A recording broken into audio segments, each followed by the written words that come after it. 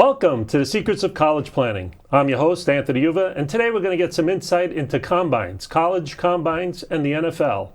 Our guest today is Matt Reamer. He is the Senior Manager, Player Operations with the NFL, and welcome to the show. Thank you for having me. Happy to be here. Yeah, so Matt, I usually start my guests where you went to college. So where'd you go to school? Yeah, I grew up in Delaware. So University of Delaware just seems like such a natural fit for me, especially coming out of high school. The majority of my friends went there, and it was just a great place to go, and it was where I kind of grew up watching the sports, and I remember going to the football games with my dad and things like that, so it was just a natural fit there. So let's just go back in time a little. Sure. In high school, when did you think about going to college? Was it freshman year of high school, senior year? When did it all begin for you? Yeah, it was always kind of the back of my mind that wanted to go to college. It was always kind of a thing in our household that, that was the expected way to go. So I guess we really started preparation my sophomore to junior year. Okay. Unfortunately, looking back now, and what I would love to tell my younger self, I wish you would have prepared harder, but that was really when I started that process. So were your parents involved? Did you go visit a lot of schools? How did it all work? It was pretty much Delaware was the place, was my choice. Unfortunately, looking back, I think it was kind of influenced by a lot of my friends and family, staying close. I knew a lot of my friends were going there as well. So it was really determined, like, that's where I was going to go. I didn't look at any other colleges. I did kind of explore some other colleges, but some of them were a little above my range for my GPA and the price range, unfortunately. But I was happy with the choice of Delaware, and like I said, friends there and things like that. So you go to University of Delaware.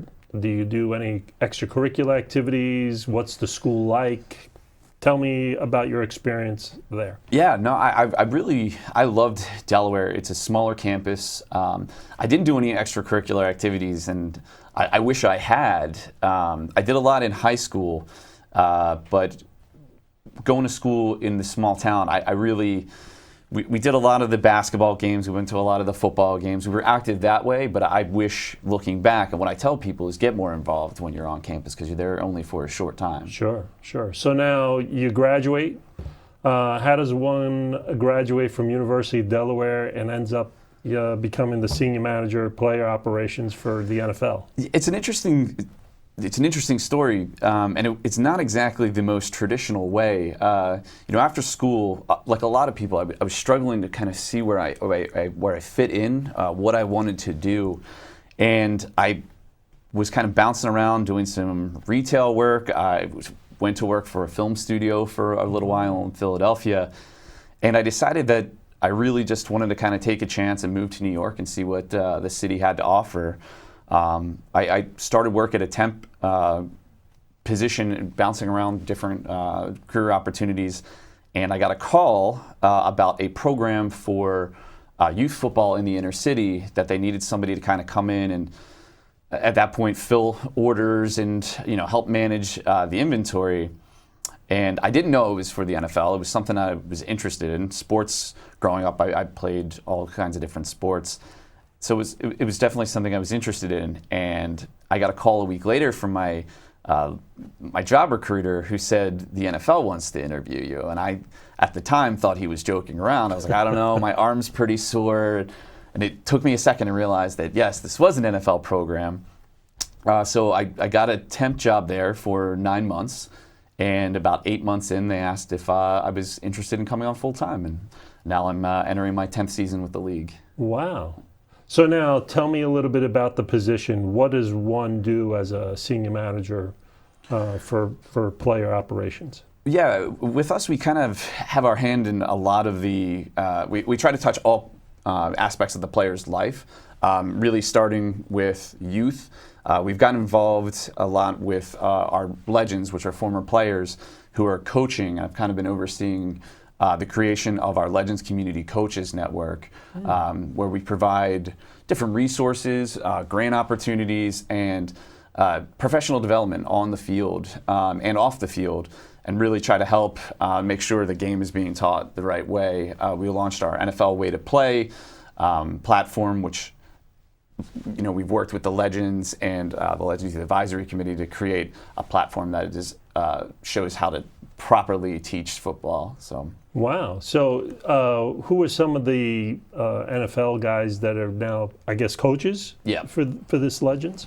Yeah, it's coaches that actually start all the way back at youth, and they go all the way to the professional ranks. So yeah, we have coaches right now. We've identified almost 1,500 Legends who are coaching across all different levels of football. And we know there's more, and we're constantly trying to get out there and define them and provide them these resources. I think right now we have a little over 11,000 Legends in our overall Legends community. Wow, fantastic. So you're basically giving them jobs after they finish up their NFL career. We don't give them the jobs, but we try to give them the resources so when they're in a position that they're prepared, and we give them just the platform to help them get there. Oh, okay.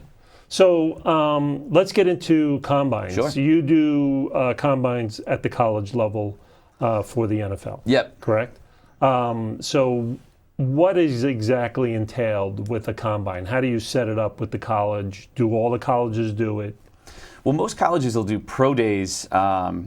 With our bigger combine in Indy, we work with interior groups, our events department. We also work with like an outside group that helps us do all the on-field pieces that sets up all the tests and the drills. One of the things that our group specializes in with the Legends is we set up mentors for these young college players who are coming in to test to really help them through a stressful week where they're getting interviewed by clubs, they're going through and doing their medicals, they're doing all their tests on field. So it is a daunting piece, and we connect them with a former player, a Legend, and also a current player to kind of talk them through what to expect. Give them advice if they don't test as well as they thought. Give them some advice when they're talking to the clubs or the media and things like that. So that's the combine that's in Indianapolis. That's the main combine. Yeah. Then we also do our regional combines, which are smaller combines, and they're hosted primarily at clubs. Unfortunately, we didn't run them in 2020, just with everything with the pandemic.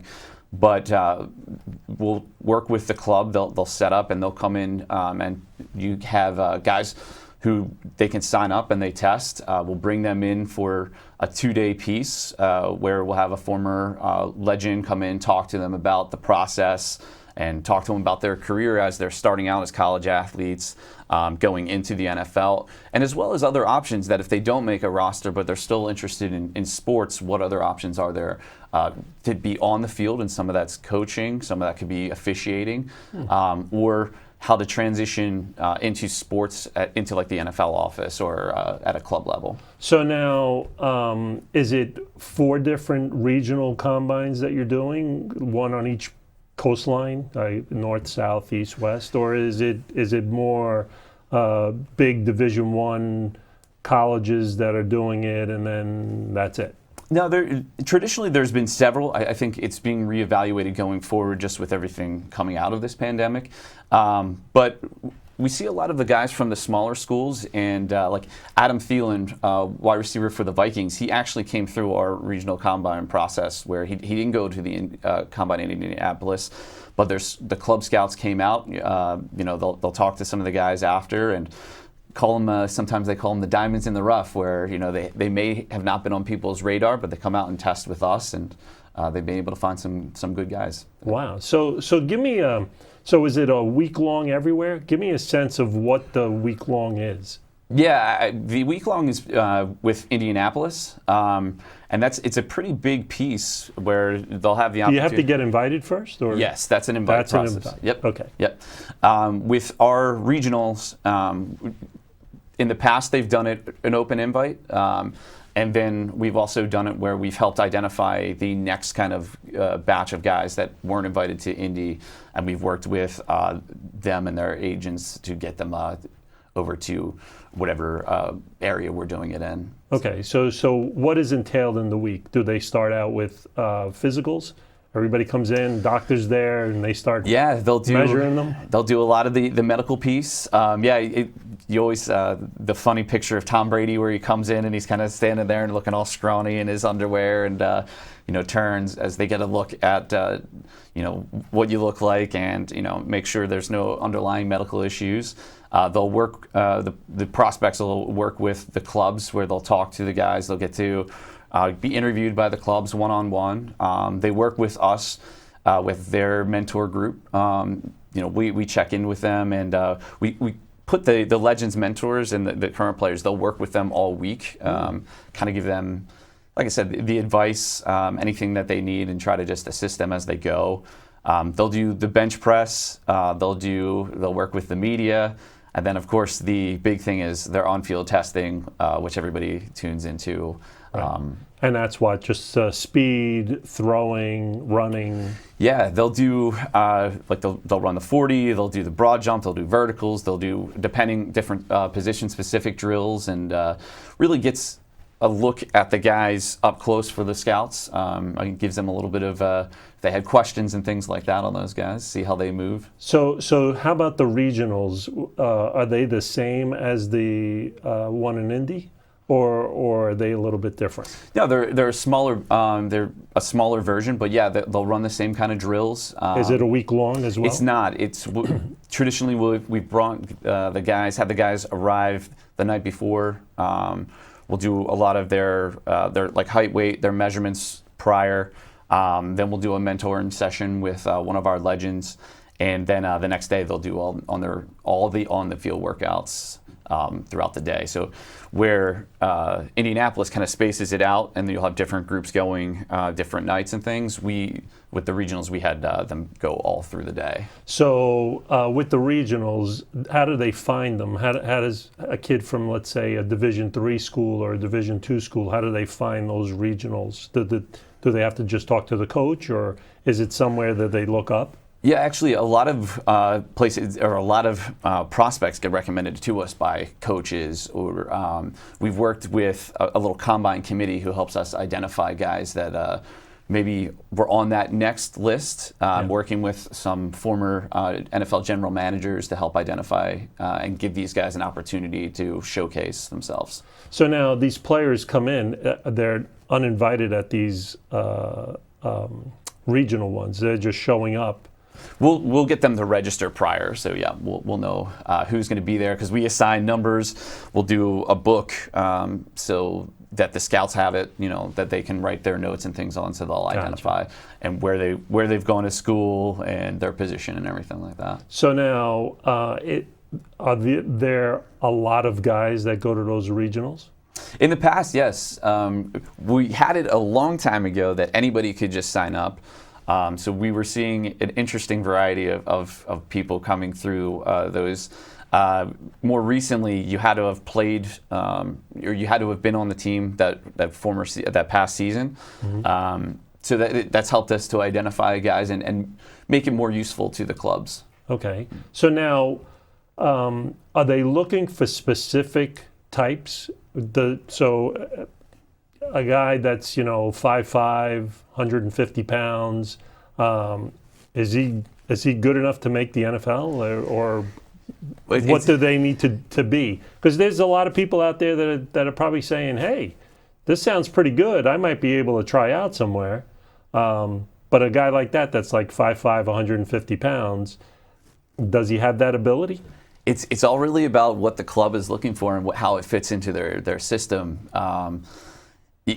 Certain clubs are going to look more for like the speed guys. So some of those smaller, fast guys is what they'll be looking for. But other clubs, they look for a big body guy who doesn't necessarily have the speed, but he has like the get up and go in the red zone. So it just depends on like the clubs, the coaches, the schemes that they run. Wow. But we try to give everybody an equal opportunity to showcase their skills.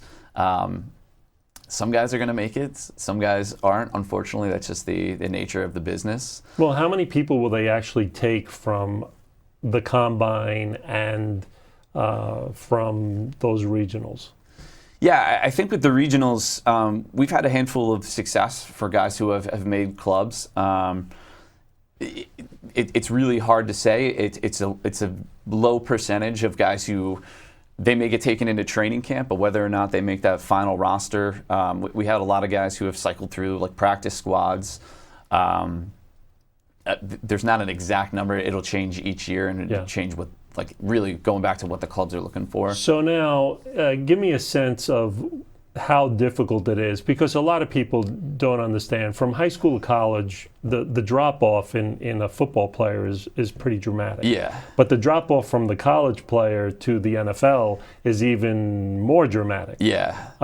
So the guys who are going to the combine in Indy, those are the ones that are really going to get drafted in the NFL, right? Yeah, I mean, they have the higher percentage. They're kind of the ones that have turned heads early on. People at the clubs have taken notice. And I think going back to what your point just there about how hard it is, one of the things when I first came into the league, working with youth football, we developed a leadership program where we would go to different club markets, work with high school students. And one of the things we would do is really just put those statistics down, and because it's at that time, again, this is probably 8 years ago, so I'm sure the statistics have changed a little bit. There was about 1.1 million kids playing high school football, and only 1% are going to make the NFL. So that's a very, very small, it's just such a small number. And one of the things we want to do is be realistic, and we always try to tell guys, make sure you make the most of school too, because the career in the NFL, even when you make it, it's very short. It's a very short window that like you're there for.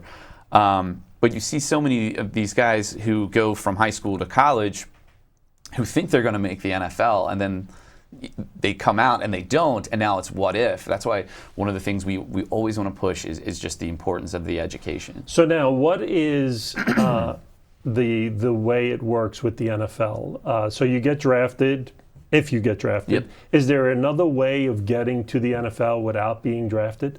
You could go as a free agent. So if you weren't drafted, a team could sign you as a free agent. So they'd have to find you in one of those smaller combines that you just happen to go into? Yeah, there's been a few things that have happened in the past. Sometimes you hear about it from time to time. Somebody sees a viral video of a person kicking 80 yards on a high school field, and they'll bring him in for like a workout, and they could sign him as a free agent. That's probably a rare thing to go through it, but some guys, they make a transition from other sports. Antonio Gates, for example, he transitioned from a basketball player into one of the best tight ends in the NFL history. So you just never know. But the more common way is going through that draft process, the combine process. Yeah. So now, and then once you're in the NFL, there's a process of actually making the team. I mean, they're cutting a lot of people in the preseason. Because how many people are actually in the preseason on a team? Yeah, I think at one point there's over 90, and then it gets reduced. And ultimately, you start your training camp, and then each week in the preseason, you start to see the rosters really start to come together. And then you have some practice squad spots for guys who don't make the final roster, but they're still on the practice squad. So there is quite a turnaround. And you'll see it, too, that there's teams that they love this guy, they love him, but they just don't have the space because of other needs on the team. So they'll get cut, and then they'll end up trying out for a different team. And you see that a lot, especially coming out of the preseason. You'll see a lot of guys who you may remember him on one team in the preseason, but then by week one, he may be starting for a different team. So now all these kids in college that wanted to play or had the dream of playing and then don't end up playing, give the people a sense of what else is there out there, not just in the NFL, but sports in general. Are there other avenues? I mean, you took an avenue of taking basically a small position. Was it part-time? It was a full-time position, but there was no guarantee of that I was going to stay. And one of the things, if you get the opportunity, make sure you run with it. So. Yeah, so give a sense of what else is there? Is there other avenues that people can take once they finish up college, if they're not going to end up making the NFL or even any of the practice squads or anything? Yeah, I think one of the things that's often overlooked is working with either coaching or in officiating. One of the things that we did was we used to have officiating academies where people who were just interested come in and learn the game, and they start at the youth level or work in like a high school game, and they work their way up that way. It's a way to stay involved. But people who know the game, as former players, giving back and working with coaching, even like working with some youth group centers and things like that who are just in need of coaches. And then of course, there's ways to get in to working for a team, working with the NFL. They have great intern programs, and working with clubs. They offer things for former players that are like scouting opportunities, coaching fellowships and things. So there's a couple different avenues for guys to stay involved. So you got to like the travel aspect. You got to like moving around and seeing different parts of the country and so on. Now, is it also happening also overseas? Do you see a lot of kids coming from different countries to come and play? Yeah, actually, we've started really testing guys from other countries. We just did 3 years ago, we did a combine in Australia where we saw a lot of people who were rugby players, and not just Australia, coming from like the surrounding islands.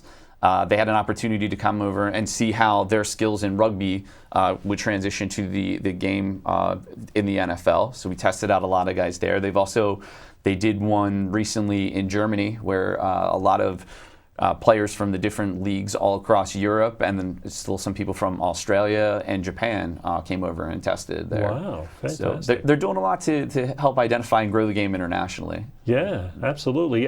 Will they bring back, I guess, the England game once the pandemic is over? Will they start doing that again? Yeah, they'll be returning to London this year for, I believe, 2 games. Wow, yeah. Fantastic. So when you're in college and your focus is the NFL, the time frame with the NFL is about 3 years, 3.5 years. Yep. Not everybody is Tom Brady that plays until the age of 45 years old. Yeah, they're still trying to figure that guy out. So what are some of the places that kids can take in college that can still focus on sports? Are there some majors that kids can focus on? Is it like sports management a big thing these days? Yeah, and actually it's continuing to grow. I know a lot of people who went that sports management route, and it's worked out well for them. I just know it's very, very competitive. But even going outside of the NFL, there are opportunities working with like the ESPNs, like the Fox Sports, or even getting your foot in the door if it's another league. If you just want to be involved in sports, working for something like the MLB, the NHL, the NBA, and starting to grow and network. So if they're 2 years down the road, you have an opportunity at a club, or you have an opportunity at the NFL. If football is your focus, take it. But really getting experience in a sports, if it's not just football, is so huge. A lot of people that I work with day to day have come from different backgrounds like that, where they got an opportunity to work in a different league. So now this Legends that you talk about, were they all players at one time in the NFL, even if they were just maybe secondary players? Yeah, everybody, if you've ever played in the NFL, you're an NFL legend. And you see, there's different, there's a lot of different careers that have happened. We have our Legends community that have some guys who may have been a year in, and we have some guys who have played 15, 16 years. But the thing they always talk about is the brotherhood of just putting on like the helmet. And really, with that Legends community, we brought those guys together to help support each other and just be a place where you can come in and tell those game stories and just feel like you're still a part of the NFL and the brotherhood there. Yeah, so it's really the camaraderie and the network that you're trying to get throughout college as well as the NFL, because you know that there's always an end to this career. Yeah. Right? So give the people a sense of what networking really means. Yeah, I think when I first came into the NFL, I started with youth football. And I had an opportunity to do a couple different things where I got to work with the broadcast team on some games. I got to work with the officiating group. And it provided me an outlet where when there was something that came up that might be an interest, I would get pulled into that, or I would get an email that said, "Hey, Matt, I think this is something that you might be interested in. You might want to take a look at." Or I got involved with the Pro Bowl, with the draft. And which has been great because going back to what I talked about, the player operations piece and being with those players their entire career, we see these guys coming through the combine. Then we have the guys at the draft and working with them. And then you work with them throughout their whole career doing different things. I do a lot with the Pro Bowl, so you see those guys there. And then when they retire, they become part of that Legends community. So you build this lifetime of trust with these guys. So when they have issues, they have questions, they know who to go to, and really help support them all the way from college to the end of their career. So we're coming to the end of our show, and usually I ask my guests, what advice you want to give to students that are going to college and then eventually maybe want to go to the NFL? What advice you want to give to those students? Yeah, like I said before, I think it's always great to have that goal, but always put the time in on the field, but also put the time in the classroom, because you just don't know whether it's the end of your career is going to be college, if it's going to be training camp, if it's going to be 15 years into the NFL. And I think looking back, I wasn't always the best student. I've had an opportunity to go back and work with some of these guys in colleges and talk to them and make sure that stay geared in both on and off the field. So I think that's really what I would say. Just always continue to focus on that education piece. Great. Well, thank you very much for coming on the show. Yeah. So you've been watching The Secrets of College Planning. I'm your host, Anthony Uva. Until next time.